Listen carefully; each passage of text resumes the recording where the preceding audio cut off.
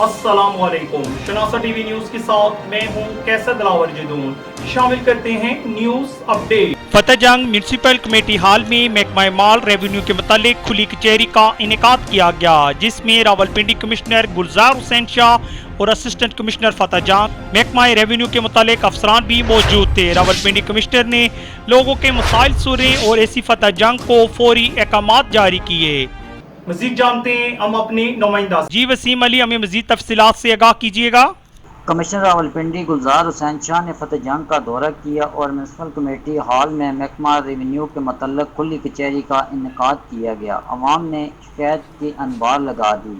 Commissioner Rawalpindi ने मुतल्लिका अफसरान को अवामी मसाइल हल करने के मौके पर ही अहकामात जारी किए। इनका कहना था अवाम के मसाइल इनकी दलील पर ही हल किए जाएँ और अवाम की शिकायत पर कोई मुतल्लिका अफसरान से कोई नरमी नहीं बरती जाएगी। इस मौके पर असिस्टेंट कमिश्नर फतेहजंग, तहसीलदार समेत महकमा माल के अफसरान भी मौजूद थे। बहुत शुक्रिया वसीम अली, हमें तफसीलात से आगाह करने का। साथी रिपोर्टर वसीम अली के साथ कैसर दिलावर जदून, शनासा टीवी, हसन अब्दा।